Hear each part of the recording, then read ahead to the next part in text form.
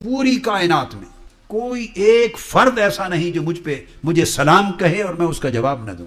اب آقا علیہ السلام کی سماعت کی شان دیکھیے، آقا کا ریسیپشن دیکھیے اور آقا علیہ السلام کا رسپانس دیکھیے، اور آقا علیہ السلام کا اپنا نبوی اور مصطفی نظام کمیونیکیشن کا دیکھیے۔ یعنی کروڑوں لوگ ایک وقت میں سلام پڑھ رہے ہیں اور کروڑوں کا سن رہے ہیں اور کروڑوں کو جواب دے رہے ہیں اسی لمحے۔ یہ نہیں کہ 1 گھنٹے کے بعد جواب آ رہا ہے، 2 گھنٹے کے بعد، یا آج کے سلام کا نیکسٹ 24 آورز کے بعد آ رہا ہے، ویٹنگ لسٹ ہے جواب کی، نہیں، اسی لمحے جواب آتا ہے۔ اور آقا علیہ السلام نے فرمایا اللہ پاک نے میری روح مجھ میں واپس لوٹا دی ہوئی ہے، اس وجہ سے میں اس کے سلام کا جواب دیتا ہوں۔ تو بعض لوگوں نے کہا جو عقیدے کے باب میں کمزور ہیں، نادان ہیں، کم علم ہیں، کم فہم ہیں اور شان نبوت کی عظمتوں سے واقف نہیں، بعضوں نے بات کی اور مجھے کہا کہ اس کا مطلب یہ ہے کہ جب کوئی درود اور سلام حضور پہ پڑھتا ہے اس وقت اللہ تعالیٰ روح کو لوٹا دیتا ہے یا قوت سماعت کو لوٹا دیتا ہے، اور اس وقت آپ جواب دیتے ہیں اور اس کے بعد پھر معاذ اللہ اسی واپس حالت میں چلے جاتے ہیں۔ تو میں نے کہا اس سے بڑھ کے نادانی، ناسمجھی اور کیا ہوگی؟ ہر لمحہ روح کو ڈالنا اور روح کو نکالنا، یہ مولا کی اپنے محبوب کے ساتھ شفقت ہے معاذ اللہ، یہ اذیت ہے۔ ہر لمحہ روح کو نکالے اور روح کو ڈالے، یہ عظمت کی بات ہے ایک۔ اور دوسرا میں نے کہا کہ کوئی ایسا لمحہ بھی ہے جب حضور پہ درود و سلام نہیں پڑھا جاتا تاکہ اس لمحے روح جسم اطہر میں موجود نہ ہو، جب پڑھا جائے تو موجود ہوتی ہے، یہ تو طے ہو گیا، اور جب نہ پڑھا جائے تو نہ ہو۔ تو کوئی لمحہ ایسا بھی ہے قیامت تک کہ جس لمحے آقا پہ درود و سلام نہ پڑھا جا رہا، یہ تو انسانوں کی بات ہے۔ میں نے اسے بتایا اللہ کے بندے آپ عالم بشریت کی بات کو ایک طرف کر دیں، وہ جو 70,000 ملائکہ آتے ہیں صبح اور شام تک درود پڑھتے ہیں حضور پر، سلام بھیجتے ہیں، اور 70,000 ملائکہ کا اگلا دستہ آ کے چارج لیتا ہے، وہ جاتے ہیں اور پھر 70,000 ملائکہ صبح تک پڑھتے ہیں، تو 24 آورز کا سائیکل 1,40,000 ملائکہ ہر روز پڑھتے ہیں، وہ تو 1 سیکنڈ کا فرق نہیں آتا، تو ان کے سلام کا بھی آقا جواب دیتے ہیں۔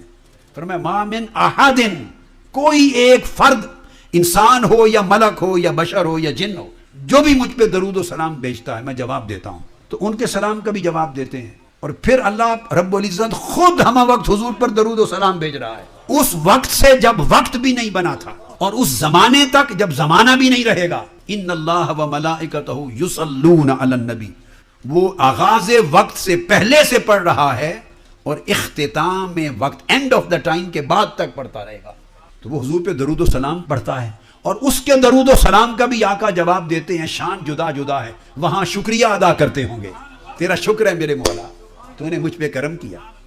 امتی کو جواب دیتے ہیں، اللہ رب العزت کی بارگاہ میں تشکر ادا کرتے ہیں۔ تو اب بولیے کوئی ایک لمحہ آپ تصور کر سکتے ہیں کہ جس لمحے حضور پہ سلام نہیں پہنچتا تو روح نکلتی کب ہے اور آتی کب ہے؟ وہ روح تو جسم اطہر سے کبھی نکلی ہی نہیں اور نکل سکتی ہی نہیں، اور نکلنے کا نہ امکان ہے نہ اسے فرصت ہے۔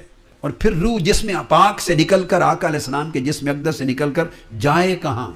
بعض لوگ کہتے ہیں وفات پا گئے، اب قبر میں ہیں، معاذ اللہ، کسی بدبخت نے کہہ دیا مٹی میں مل گئے، خاک میں مل گئے، مردہ ہو گئے، ہماری طرح ہو گئے، اب کچھ نہیں۔ لا حول ولا قوت الا باللہ۔ اس سے بڑھ کر گمراہی، ضلالت اور بدبختی کیا ہوگی کہ اللہ رب العزت کا وعدہ ہے وَلَلْآخِرَةُ خَيْرٌ لَكَ مِنَ الْأُولَىٰ۔ میرے حبیب صلی اللہ علیہ وسلم، آپ کی ہر بات کی گھڑی، ہر بعد میں آنے والی گھڑی اور لمحہ پہلے لمحہ سے بہتر ہوگا۔